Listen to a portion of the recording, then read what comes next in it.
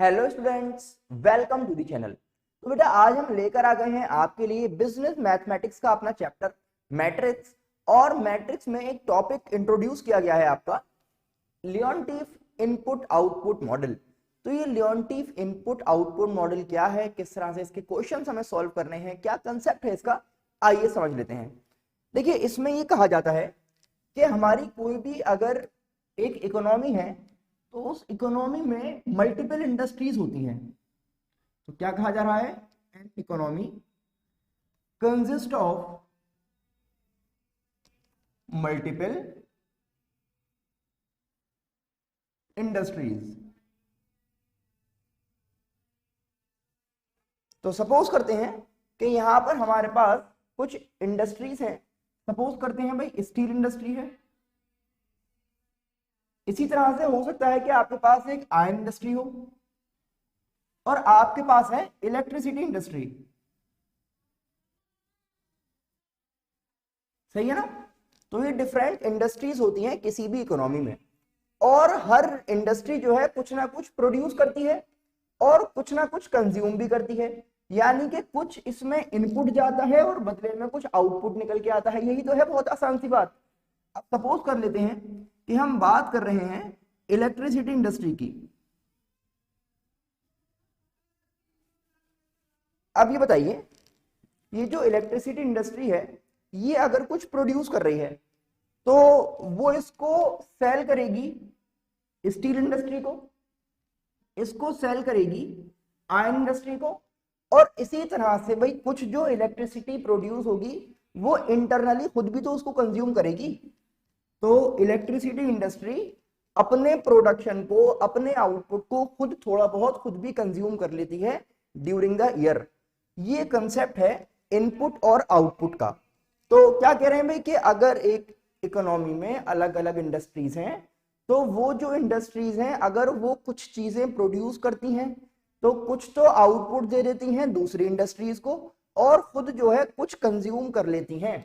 इसी तरह से अगर एक स्टील इंडस्ट्री हम यहां पर ऐड कर लें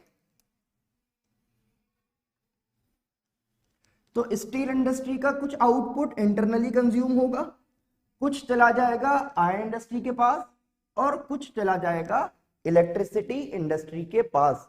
ठीक है ना। तो क्या कहा जा रहा है इसमें, जो मेन बात हमें समझाने की कोशिश की गई है कि output of one industry is used by other industries.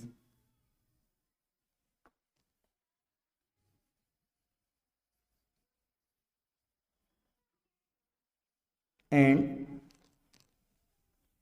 क्या कहा गया कि भाई कुछ आउटपुट तो दूसरी कंज्यूम कर लेंगी और कुछ आउटपुट वो इंटरनली खुद कंज्यूम करेगी। And some output is used by that industry. ठीक है ना, इटसेल्फ। ये हमारी एक कहानी खत्म हो गई जिसमें हमने बेसिक समझा कि भाई क्या चीज है यहाँ पे, कि डिफरेंट इंडस्ट्री हमें मिलेंगी और हर इंडस्ट्री का कुछ आउटपुट दूसरी इंडस्ट्री यूज करेंगी, खुद जो है कुछ वो यूज कर लेगी। अब करना क्या है, इसमें क्या पढ़ना है भाई, मैथ्स में कहां से आ गई ये बात है ना। तो समझिए, तो एक एग्जाम्पल लेते हैं इस चीज को समझने के लिए। हाँ, तो सपोज करते हैं कि हमारे पास, जैसे अभी हमने कहा कि कुछ इंडस्ट्रीज हैं, तो अब हम इसको आराम से सिर्फ समझना चाहते हैं कंसेप्ट को, तो इंडस्ट्रीज यहाँ पर कम कर देते हैं इस कंसेप्ट को आराम से समझने के लिए। तो यहाँ पर होता क्या है कि जैसे अभी हमने कहा कि भाई आपके पास यहाँ पर एक स्टील इंडस्ट्री है जो कुछ आउटपुट प्रोड्यूस कर रही है, एक आपके पास इलेक्ट्रिक इंडस्ट्री है जो कुछ प्रोड्यूस कर रही है, और यहाँ पर कुछ इंडस्ट्रीज हैं जो भाई इनके प्रोडक्शन को कंज्यूम कर रही हैं, जैसे यहाँ पर स्टील इंडस्ट्री और इलेक्ट्रिसिटी इंडस्ट्री। और साथ साथ यहां पर आपको मिलती है फाइनल डिमांड। ठीक है ना। तो कुछ जो आउटपुट है वो तो इंटरनली कंज्यूम हो गया और कुछ डिमांड किया कंज्यूमर्स ने, जैसे कि मैं और आप या फिर गवर्नमेंट सेक्टर या फिर आपका जो एक्सपोर्ट सेक्टर है, ठीक है ना, और इन सबको मिला के हो जाएगा टोटल आउटपुट। अब यहां पर देखिए भाई, सपोज करते हैं कि जो आपकी स्टील इंडस्ट्री है उसने 8 यूनिट्स ऑफ आउटपुट अपने कंज्यूम किए। इसी तरह से स्टील इंडस्ट्री ने कुछ आउटपुट जो है इलेक्ट्रिसिटी इंडस्ट्री का लेकर कंज्यूम किया। तो हम ये भी कह सकते हैं कि भाई स्टील इंडस्ट्री ने कुछ प्रोडक्शन किसको दिया, स्टील इंडस्ट्री को, और इलेक्ट्रिसिटी इंडस्ट्री ने कुछ प्रोडक्शन दिया किसको, स्टील इंडस्ट्री को। आगे समझते हैं। इसी तरह से आप ये कह सकते हैं कि स्टील इंडस्ट्री ने कुछ यूनिट्स प्रोड्यूस किए किसके लिए, इलेक्ट्रिसिटी इंडस्ट्री के लिए, और इलेक्ट्रिसिटी इंडस्ट्री ने कुछ यूनिट्स प्रोड्यूस किए किसके लिए, अपने लिए। या फिर हम कह सकते हैं कि भाई इलेक्ट्रिसिटी इंडस्ट्री ने कुछ किया इंटरनल कंजम्पशन, ठीक है ना। अब बात करते हैं फाइनल डिमांड की। फाइनल डिमांड का मतलब है कि हाउस होल्ड, गवर्नमेंट सेक्टर और एक्सपोर्ट सेक्टर में कितना कितना यूज हुआ स्टील इंडस्ट्री से लेकर, और कितना यूज हुआ इलेक्ट्रिसिटी इंडस्ट्री से लेकर। और ये हो गया आपका टोटल आउटपुट, कि स्टील इंडस्ट्री का टोटल आउटपुट कितना रहा। तो टोटल आउटपुट रहा 30, इनको ऐड अप कर लीजिए सिंपली। और इसी तरह से हम बात करते हैं कि भाई इलेक्ट्रिसिटी इंडस्ट्री का टोटल आउटपुट कितना रहा, 27। ये तो बात हो गई टोटल आउटपुट कैलकुलेट कैसे किया जाता है, डिफरेंट इंडस्ट्रीज में कितना कंज्यूम होगा और फाइनल डिमांड में कितना कंज्यूम होगा, और ये आ गया total output.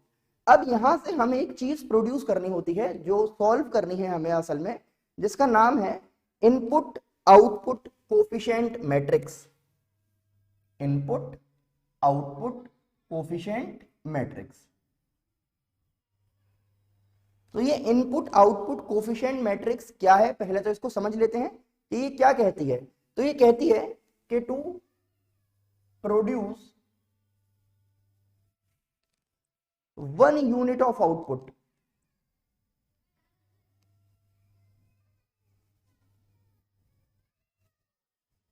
to produce 1 unit of output, how much units of other industry are required?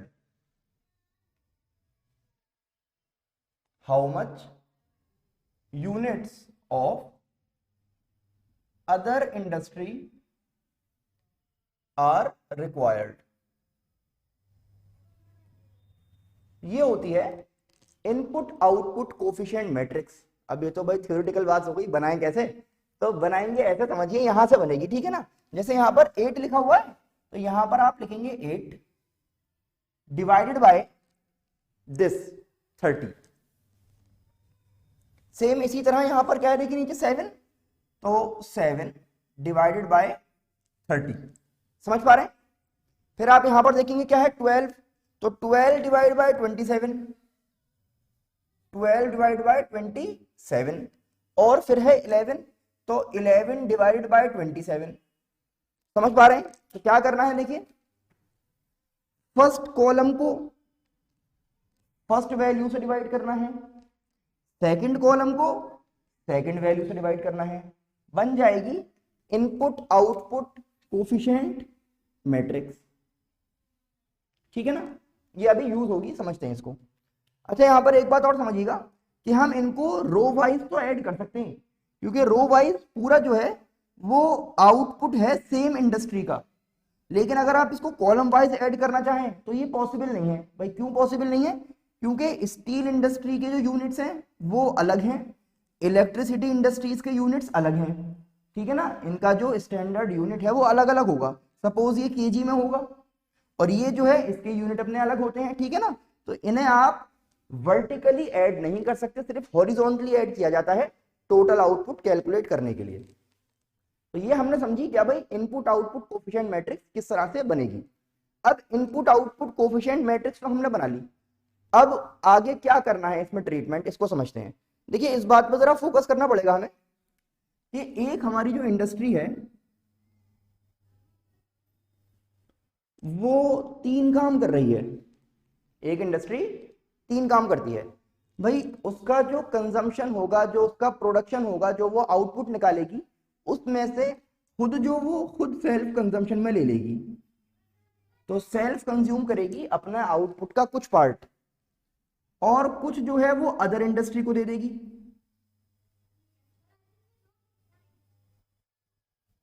और कुछ जो है अभी हमने देखा फाइनल डिमांड बन जाएगा।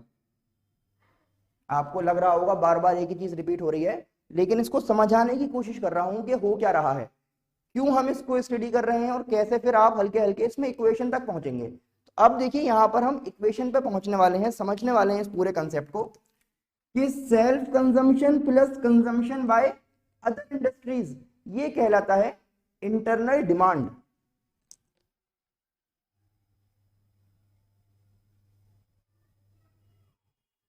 क्या कहलाता है भाई? Internal demand. और जैसे कि उसका नाम है भाई, वो क्या कहलाएगा? Final demand.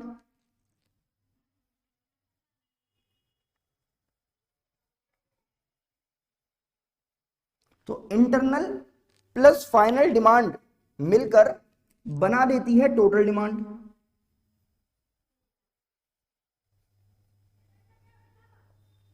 या फिर आप इसको कह सकते हैं टोटल आउटपुट, जैसे आपको अच्छा लगे, दोनों चीज आप इसको कह सकते हैं, ठीक है ना। अब यहां से देखिए एक आपको इक्वेशन डेवलप करनी है कि टोटल आउटपुट अगर x है और इंटरनल डिमांड है ax, जहां पर a जो है वो है हमारी ये वाली इनपुट आउटपुट कोफिशिएंट मैट्रिक्स, ठीक है ना। इसलिए हमने इसको समझा था कि ये कैसे बनाई जाएगी। और इसमें प्लस कर रहे हैं आप d क्या है? Final demand.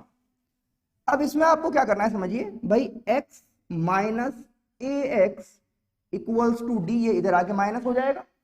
x अगर मैं इसमें से कॉमन निकाल लेता हूं तो यहां मेरे पास बचेगा 1 माइनस a, और मैट्रिक्स इक्वेशन में 1 का मतलब होता है आइडेंटिटी मैट्रिक्स, तो हम कह देंगे i minus a equals to d। क्या इतनी बात समझ पा रहे हैं आप लोग? अब हमें करना क्या है भाई, हमें तो x फाइंड करना है। जो क्वेश्चन आएगा ना उसमें आपसे टोटल आउटपुट या टोटल डिमांड कैलकुलेट करवाता है वो। तो टोटल आउटपुट या टोटल डिमांड कैलकुलेट करने के लिए, मतलब कि x कैलकुलेट करने के लिए, इसको मुझे इधर ले जाके डिवाइड करना पड़ेगा। तो जब मैं इसको इधर ले जाके डिवाइड करूंगा तो जो मेरे पास वैल्यू आएगी वो हमें कुछ इस तरह नजर आएगी। देखिए x equals to i minus a inverse into D. जब भी इधर जाके डिवाइड होगा तो डिवाइड तो कर नहीं सकते हम मैट्रिक्स में, तो इनवर्स कैलकुलेट होता है, तो इसका कैलकुलेट करेंगे इनवर्स i माइनस ए का, ठीक है ना। आप समझते हैं इसमें ये जो हमारा i माइनस ए आएगा ये कहलाती है हमारी लियोनटीफ मैट्रिक्स,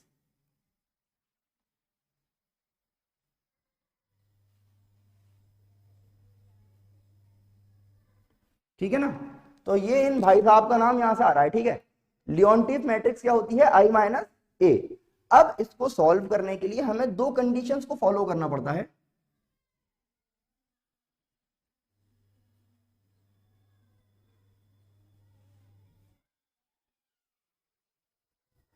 तो फर्स्ट कंडीशन तो ये है, देखिए हमें ये पता है कि जब भी हम इनवर्स निकालते हैं तो इनवर्स निकालने के लिए फॉर्मूला क्या होता है? 1 अपॉन डिटर्मिनेंट।